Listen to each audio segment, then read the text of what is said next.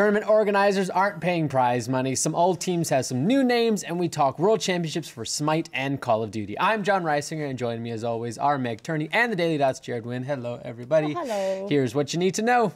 Some of the biggest Hearthstone tournaments in 2014 have yet to pay out. The problems are centered in China, where such events as the World Cyber Arena and World Esports Championships are struggling to pay players, especially those from outside China, for varying reasons. Those unpaid prizes include over $32,000 won by Andrew Tides of Time Blessner.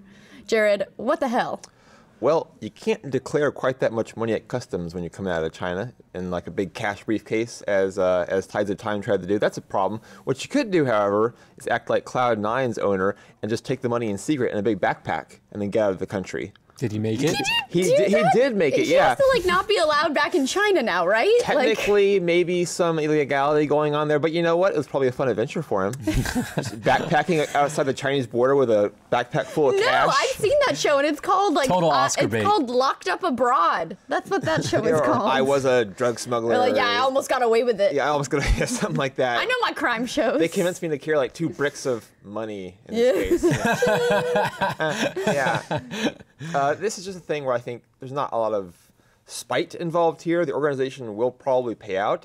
I mean, they gave, for example, Tides of Time a big like briefcase full of cash or whatever they put the cash in. I don't know exactly. It could have been a Tupperware container for all I know. They gave him the cash, but then he couldn't get it out of the country. Freshness. Oh, they said no. He got to the border and they were like, nah, fuck you. You just can't quite do it. If you're going to declare it, you could, again, sneak it out in a backpack. That's okay. Hey, you know, so what are we promoting here? Are we promoting sneaking out money in backpacks like that? So what's the solution to duffel this? bag?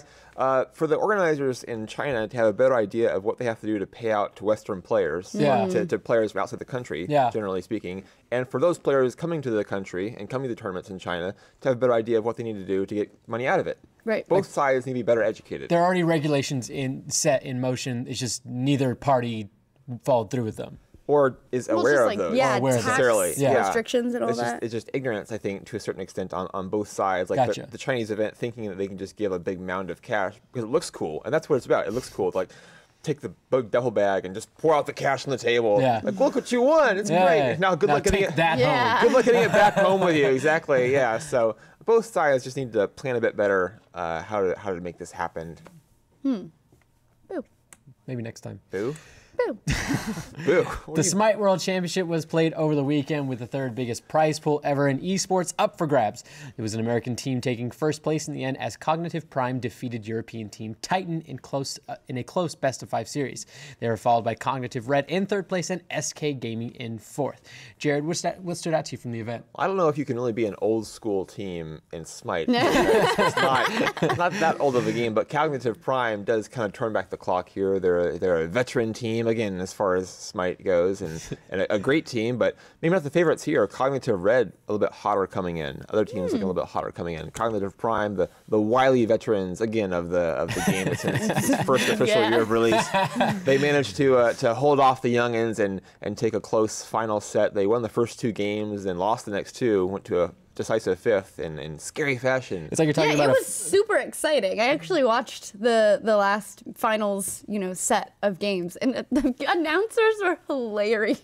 Were they excited? Please watch it because they're like, "Ah!" the whole last match. This is their big moment. Yeah. It's their big moment. They couldn't handle it. The last, because I kind of I saw the first one and then I saw a little bit of the second one and I fast forward to the end to see how close it was. It's 16-4 and they're still screaming guys, it's not even close. Like anything could happen. It's 16-4. That's the best part. Anything could happen except for them actually winning. Yeah, the best part of it is at the very end they do a coordinated GG, the announcers. GG! They all do it together. Like the end of a kid's TV show or something.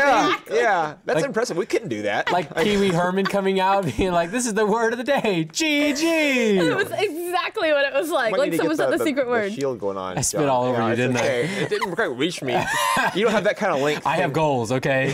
Well, you didn't reach them. You failed in your goals. Next time. This is like the mark here. This is why they sent me over here on the far end of the table. People are gonna be angry. We talk about Smite, and this is where it goes. I didn't put it there. I just spit. That's all I did. Yeah, it was a great performance by Cognitive Prime. They had a key band in the final to open up the 5th game back for themselves. It seemed pretty exciting. Like they targeted one particular player, Kanye, right? Was it something Kanye is one his particular name? player or one particular hero who had been a problem for them, a god or goddess or champion. Right, but this one player kept picking. I was reading about how they banned like specifically 2 heroes that he knows how to play, or 2 gods that he knows how to play, and he was just left with like this one that they countered with another. They basically like shut this one guy down. Yeah, it they shows were how like, picks and bans are a big part of the game. They it's really very are. exciting. It's an underrated part of the game, how picks and bans influence the way the games actually play out, because here we saw a case of that in the finals of the Smite World Championship. Yay! Whoa! The League Championship Series is going to look quite a bit different this season. The point structure for World Championship qualification has changed, as has the number of teams involved in both North America and in Europe. And some of those teams will be sporting a brand new look. Rules instituted by developer Riot require different teams to use different branding, so we'll see a handful of new names applied to existing teams. Elements, Winter Fox, and Gravity Gaming. What's your favorite?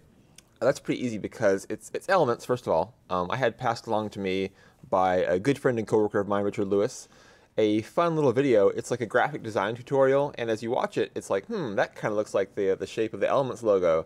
And as you keep watching it, you realize the Elements logo is just ripped from this graphic design tutorial, just straight up. Just this random graphic design tutorial off the internet. I think it's graphic design. It's something like that. It wasn't the graphic design tutorial of how that designer made their logo? No, it's just like a random thing. It's like the sort of thing you'd expect at like a convention. Had to make a logo. Yeah, and with a certain software. And that's the exact logo this LCS team used. So you have to think it's a joke. It's classy. Then you have Winter Fox. How would you abbreviate Winter Fox, do you think? Because you have to have an acronym, 3 letters acronym for the... Or WTF. 3 or 2. Exactly. Which That's they what I was already going to presented and it got denied. What? It did, yeah. So Have a heart, Riot. well, Have a sense of humor. good luck with that. The bunker has just shut down because you mentioned it. We talked about their compound last time, Yeah. and they're like, woo! They just rolled up the cannons to the windows like a pirate ship. Like, oh shit, someone said our name. Have I ever Bunkers having cannons in the windows, Have I pretty much. ever- Pirate cannons. Okay, Yeah, pirate no. cannons. Duh. If I ever set foot in Santa Monica again, I'm just gonna be a horde of people in Riot hoodies, their little official hoodies. Riot They're gonna come gear. and jump me. Well, if in you Santa set foot, you won't Monica. come back out. I won't. That'll be Have it. me jump. What happened to Meg? She went to Riot. Yeah, done. She's there. Don't say She it. wasn't, she is now. Let's just I'm move like on. a Riot suppressive person. We should move now. on. We should just We get. should. Yeah. We should go. Yeah. Another $1 million Call of Duty World Championship has recently been announced. A qualification will begin this month, with the event itself taking place in March. But there's one thing that sticks out for some Call of Duty players: the age restriction, which will also return this year. Players are required to be at least 18 years of age to participate, which actually rules out some top players, which is depressing because I wasn't doing anything when I was 18. Jared, what do you think about an age restriction like that? I was doing plenty of great things at 18. Yeah. You know what I was doing before I was 18? Playing a lot of video games is what I was doing. It's true. I wasn't like, I can't go to this tournament. I'm too good, but I'm too young. It's not because they're too good. I think that's why they're No, I'm getting too banned. young. Like, they're good enough to You said go, but both. they're too young. Oh, okay. Well, it's kind of questionable. If this kind of age limit existed in StarCraft Brood War, for example, then Flash, who's probably the best StarCraft player ever, would not have even gotten his career started until like halfway in. So it's kind of a fun thing to consider here. This is not a new thing. The CPL, which was like one of the biggest pro gaming organizations years ago, years and years ago, way back in the day when we were all kids and just, we were innocent and weren't so professional here. They had a age restriction as well in some games. So we've seen this before. I think it's a reasonable idea to kind of institute more professionalism in tournaments and not have a bunch of 15, 16-year-olds. But at the same time, it's Call of Duty, and a lot of your audience and a lot of your player base is like 15, 16 years old. And you're limiting players who are legitimately able to play at the top levels of competition in the world from playing. So maybe if they can get like their parent signature, they should be able to play. Well, I mean, does it tie into the fact that it's an M-rated game? I mean, like, they wouldn't be able to buy the game themselves either. But what does that really mean? It doesn't mean you're banned from playing a game. No, not at all. It's So I ERCRC, agree, so but maybe you can't had like a signature or something you should be your able parent has to to buy play. it for you. So shouldn't your parent also be able to enter you in the tournament? If your Absolutely. parent can buy you the game. You just We should have Call of Duty Parent has to sit stage next to you. moms. It's like going on a field trip, You get like the You've now just lined out TLC's Brag next. that bitch. Oh, that'd be awesome. the new TLC show. Yeah, Call of Duty moms. COD Mom. COD COD moms. moms? Oh. Now we need to copyright that quick. Somebody get that Tumblr tag. 10 COD kids and counting, something like that. 10 COD I'm kids. sorry. 10 I didn't COD mean kids. to derail it. That would be funny. That's not a derail. That's a good idea. Thank you. It actually, yeah, I agree. Thank you. Finally, a shout out to the Awesome Games Done quick charity event. The annual collection of speedrunning gamers managed to raise over $1.5 million for the Prevent Cancer Foundation, and there were some impressive displays of gaming prowess along the way. What were some of you guys' favorite times? The blind run. Yeah, the blind run for sure. You blindfold yourself and you play through the first half, well, not the first half technically, but Just the the child child dungeons of dungeons, yeah. Ocarina of Time. That's pretty impressive, I think. I thought it was amazing that he would start something and he'd be like, no, I got knocked off. And he'd just restart the game. He's like, it's just easier for me to restart from my save point than... He probably learned that in practice. Messed his angle up, or he's like, yep, okay, I'm against a wall. Because he can hear like how Link's foot sound changes. Yeah, he can hear like himself on grass or in water, and he uses a sword as like a walking stick to like smash against things. The craziest thing was just like when you have to defeat 3 enemies in a certain order. That was crazy. He got stuck on it for a while. But just to do that at all, it's just insane. Yeah. Because you have to know which way, because you have to kill the middle one first, and like the one on the right, and then the one on the left.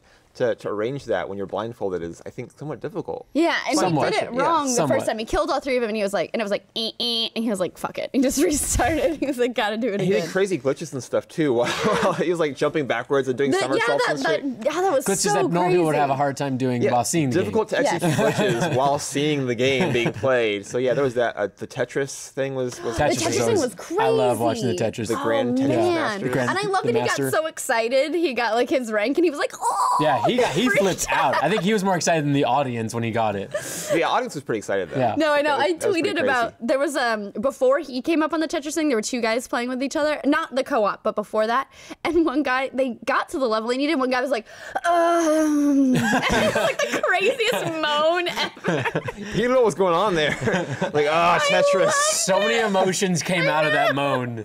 So many things connected to that. Just had the Grandmaster rank just oozed out of him. You know what I mean? Also, I felt really bad for the guy who was like, well, I'm the only one who's qualified to take the test to be the highest rank, and I have failed it 5 times. Like, he's the only Westerner, and he's never been able to Thanks beat for it. describing your failure to us on this charity screen. It was. I really enjoyed Really set the mood watching here. Anything else? I just gave 2 ideas. You Oh, guys the Link to the truly- Past run, of course. I like watch watching every any of the Mario runs. Those are always just fun no matter what. They did the race this year. Yeah. And it's so interesting. Actually, they did a race for, oh God, I want to say it was a Metroid race that they did. And one guy didn't see was that like, one. it's 2 guys, and it was the save or kill the animals toward the end, where Okay. everybody donates toward. And so it's 2 guys racing, and one guy messes up on a boss, and then he's just out. Like he just didn't restart because he was like, well, I'll just never The catch worst up. is when guys have their games glitch out and they just like hard lock and they can't play anymore. I think it was in like Diddy Kong Country 2 when a guy in a 4-player race just had the game lock up and he just had to like sit back in his chair And just watch. while everyone else kept going Yeah. for like the next 20 minutes. So defeated. Just sit there in front of 120,000 people just watching you sit like with nothing to do because your I game glitched know. out. Well, and the Metroid guy, when he died, he literally, because like the couch is like, okay, well, we want to do here is they're like talking, and this guy like he's not talking because he's racing, and then when he's done, he just sat quietly. He didn't say anything for the rest of participate the at run all. because I'm sure he was just so pissed He off. had one thing he was there to do, and he couldn't do it, so he screwed sat. That was up. his moment in front of 150,000 viewers, and he fucked it up, and he'll never have the opportunity again. So Well, maybe next year. sad. No, never again. No. You get banned when that happens Yeah, for they life. kill you. Yeah. Actually. You spend like the next half hour crying outside the back, and they just shoot you. You're done. That's it. If a speedrunner can't speedrun, then what else are they good for? You know? HDQ is really serious. It's tough. Hey, charity is no joke. Man, I'm not going to take a Watch speedrunning now. your shit. Yeah. Well, on that note, that's it for the leaderboard this week. Join Meg and Ashley for the Know-It-All on Friday on the Rooster Teeth channel, where they'll bring you the biggest news stories of the week in one shot. It's actually just me this week, guys. So, hey, tune You're in. the know-it-all. In the meantime, for more gaming and entertainment news, make sure you click like and subscribe, and we'll see you next week for more from the leaderboard. GG! You guys can do it, really? Really? How did you not see that setup? I quit. It wasn't really a setup. I quit! You barely did anything.